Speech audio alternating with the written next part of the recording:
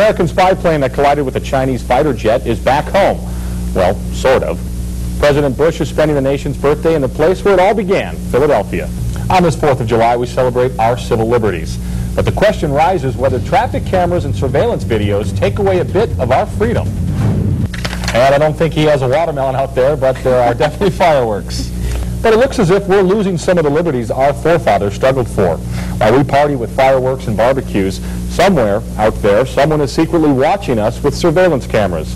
Supporters say it's a crime-fighting tool, but opponents see it much differently. Seriously, and from the track to the tennis courts, Andre Agassi and Pete Sampras would battle on the hard court. Sampras looking to end his 15th tournament drought, while Agassi was looking for his 4th title of the year. We head to the Mercedes-Benz Cup at Los Angeles Tennis Center. Third-seeded Andre Agassi, who's already picked up crowns at the Australian Open, Ericsson Open, and Indian Wells, proved that he is king of the hard court as he beat 4th seed Pete Sampras 6-4, 6-2 this afternoon. He picks up a cool $400K for the win. That's very cool. And speaking of tennis, that's where we find this week's Lone Star All-Stars. 2 kids with amazing talent. So check this out. So one last question for you. How important is it for you to become an NFL head coach? And do you think that there are enough opportunities for minorities in the NFL as far as that position goes? We've got more pregame analysis. We've got the starting lineup and the tip-off coming up as Fox 34's coverage of the Women's NCAA Mid-East Regional Tournament continues. There. Pretty scary. Protection, what's that? You just got to make sure that everything's covered. You don't want to hit, you don't want to hit, you know. I got it, I got it. No more needs to be said. That's right. He finished 22nd in the stage and is 5th overall, and he's no clown. So we return. It's the best and the worst in sports. How's that go? Taste it, drop it, and shake it up.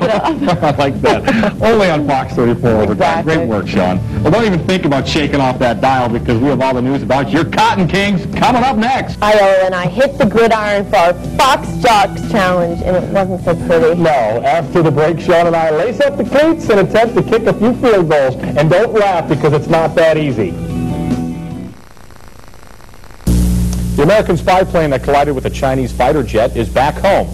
Well, sort of. The plane came home, but not in one piece. The last parts of the Navy surveillance jet had been dismantled and packed into a Russian cargo jet in China earlier this week and left for the Philippines yesterday. After it refueled there, it arrived in Hawaii very late last night and is now heading for Dobbins Air Force Base in Georgia. The United States had wanted to repair the spy plane and fly it out of Hainan under its own power, but China denied that request. Search teams have recovered both black box flight recorders from a Russian jetliner that crashed in Siberia. At least 145 people died when the plane went down. The Tu-154 jet crashed into a wooded meadow and caught fire.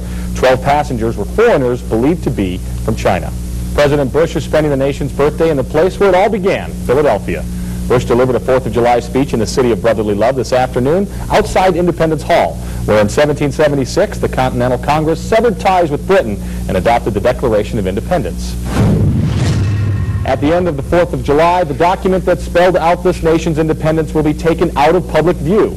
The Declaration of Independence and original copies of the Constitution and Bill of Rights will go off display for 2 years. During that time, they will be examined, restored, and placed in new cases.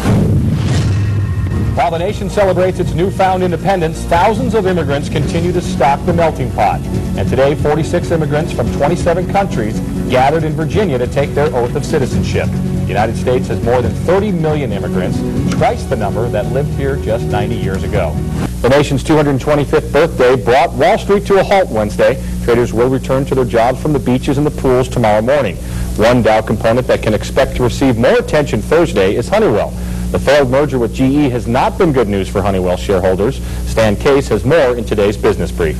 All right, Brian, we're going to tend to do just that. As soon as we get out of here, we're going to take a look at some fireworks. But first, a quick sports update. The Houston Astros get beat by Randy Johnson and the Arizona D-backs 3-2, and the Texas Rangers have a lead on Seattle. That score is not correct. It's actually 6-3 in the 7th. But one thing we do know for sure is we are out of time. We leave you now with a live look from Mackenzie Park. Have a happy 4th of July. Bye-bye. Good night, everyone.